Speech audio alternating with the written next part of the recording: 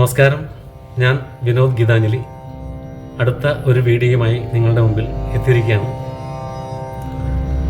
അറിയും തോറും അകലം കൂടുന്ന മഹാസമുദ്രമാണ് സംഗീതം എന്ന് കേട്ടിട്ടില്ലേ? എന്ത് വാസ്തവമാണ്. നമ്മൾ അതിലേക്ക് ഇറങ്ങിച്ചെല്ലുമ്പോഴേ നമ്മൾക്ക് അതിൻ്റെ ആഴവും പരപ്പും മനസ്സിലാക്കാൻ പറ്റുള്ളൂ. ഒന്നും ആകത്തില്ല. നമ്മളുടെ ഈ ജന്മം 7 ജന്മം കൊണ്ടുപോലും സംഗീതത്തിലൊന്നും ആകത്തില്ല എന്നുള്ള തിരിച്ചറിവ് നമുക്കുണ്ട്, ഉറപ്പായിട്ടും.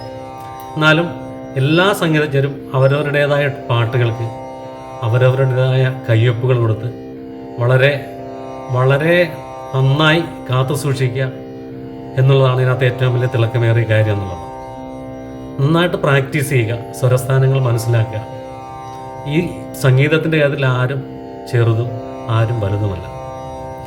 താരാപഥത്തെ നയിക്കുമീ താളം, സത്യമായി തുടിപ്പു പരമാണുവിലും. ആരു വലിയവൻ ആരു ചെറിയവൻ, ഈ സച്ചിദാനന്ദ സംഗീതമേളയിൽ എന്ന് ശ്രീകുമാരൻ തമ്പി സാർ പറഞ്ഞിരിക്കുന്നത് എന്ത് വാസ്തവമാണ്. ആരും വലുതുമല്ല, ആരും ചെറുതുമല്ല.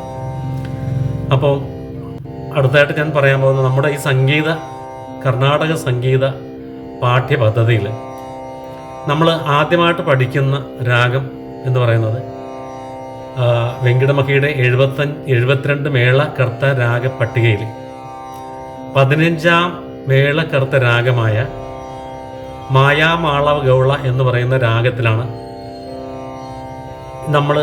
നമ്മുടെ പാഠ്യപദ്ധതി എന്ന് വെച്ചാൽ ഒരു സംഗീത പഠനം തുടങ്ങുന്ന ഒരു വിദ്യാർത്ഥിനിയോ ആരെങ്കിലും ആയിക്കോട്ടെ, അവർ തുടങ്ങുന്നത് 15ാം മേളകർത്ത രാഗമായ മായാമാളവ ഗൗളത്തിലാണ്. ഇതിൻ്റെ പ്രത്യേകത എന്തെന്ന് ചോദിച്ചാൽ ഇതൊരു സമ്പൂർണ്ണ രാഗമാണ്. തന്നെയുമല്ല, ഇതിലൊരു പ്രത്യേക പാറ്റേൺ ഫോളോ ചെയ്തിട്ടുണ്ട്. എല്ലാ സ്വരങ്ങളും ഒന്നിനൊന്ന് ചേർന്ന് നിൽക്കുന്നു എന്നുള്ളതാണ് ഇതിൻ്റെ ഏറ്റവും വലിയ പ്രത്യേകത.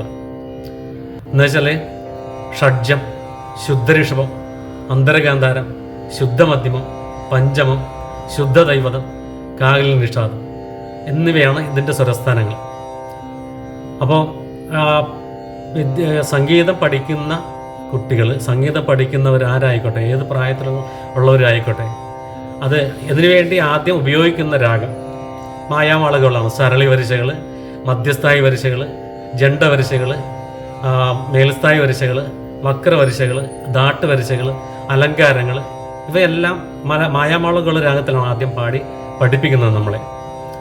എന്നാൽ ഇതിനെ അപേക്ഷിച്ച് കാര്യം പാശ്ചാത്യ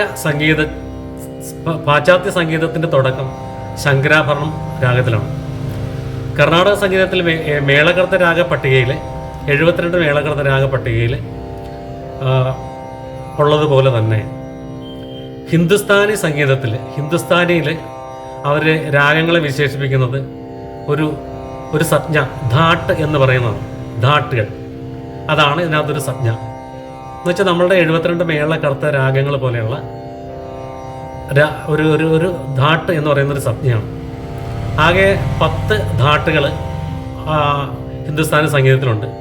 ബിലാവി, കമാസ്, കാഫി, അസാവരി, ഭൈരവ്, ഭൈരവി, തോടി, പൂർവി, മാർവ, കല്യാൺ എന്നിങ്ങനെയാണ് അവയുടെ പട്ടികയുടെ ആ ഒരു 10 ധാട്ടുകൾ.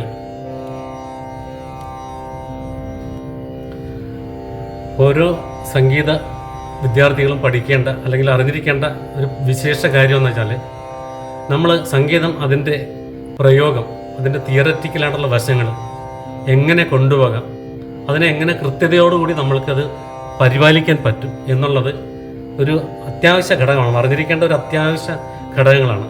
ഒന്നാമത്തത് സ്വരസ്ഥാനങ്ങൾ മനസ്സിലാക്കുക.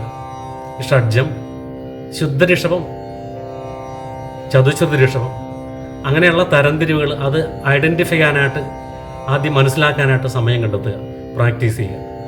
രണ്ടാമത്തത് നമ്മളെക്കാളും അറിവുകളുള്ള ഒത്തിരി വാഗ്ഗേയകാരന്മാരുടെ വീക്ഷണങ്ങൾ, അവ സശ്രദ്ധം വീക്ഷിച്ച് അവയെ മനസ്സിലാക്കിയിടുക. മൂന്നാമത് ശ്രുതി, ലയ, താള സമന്വയത്തോടുകൂടി കൃത്യമായിട്ട് അത് ആണോ, അതിൽ മ്യൂച്വലായിട്ട് പോകുന്നുണ്ടോ എന്നത് മനസ്സിലാക്കാനുള്ള കഴിവുണ്ടായി അതിൽ 100% നീതി പുലർത്താൻ ശ്രമിക്കുക. ഇവയൊക്കെയാണ് നമ്മൾ ചെയ്യേണ്ട കാര്യങ്ങൾ. പിന്നെ സ്ഥായികൾ 3 സ്ഥായികളാണുള്ളത്. ഈ സ്ഥായികളെക്കുറിച്ച് നല്ലൊരു ബോധം നമ്മൾ ഉണ്ടാക്കിയെടുക്കുക. അത് 3 സ്ഥായികളെന്ന് വെച്ചാൽ, ഒന്ന് മന്ത്രസ്ഥായി, അത് ഹൃദയത്തിൽ നിന്ന്, മധ്യസ്ഥായി കണ്ഠത്തിൽ നിന്ന്, താരസ്ഥായി ശിരസിൽ നിന്ന്, എന്ന് വെച്ചാൽ ഹെഡ് വോയിസ് എന്ന് പറയും. അപ്പോൾ അങ്ങനെയുള്ള താളങ്ങളെ അതിൻ്റെ വിശദമായിട്ട് ഈ താളങ്ങളെക്കുറിച്ചുകൊണ്ട് വിശദമായിട്ട് താളങ്ങളെക്കുറിച്ച് ഇനിയുള്ള ഏതെങ്കിലും ക്ലാസ്സുകളിൽ പറയുന്നതാണ്. ഇത്രയും നേരം മനസ്സിലാകുന്ന ഭാഷയിലാണ് ഞാൻ പറഞ്ഞെന്ന് തോന്നുന്നു.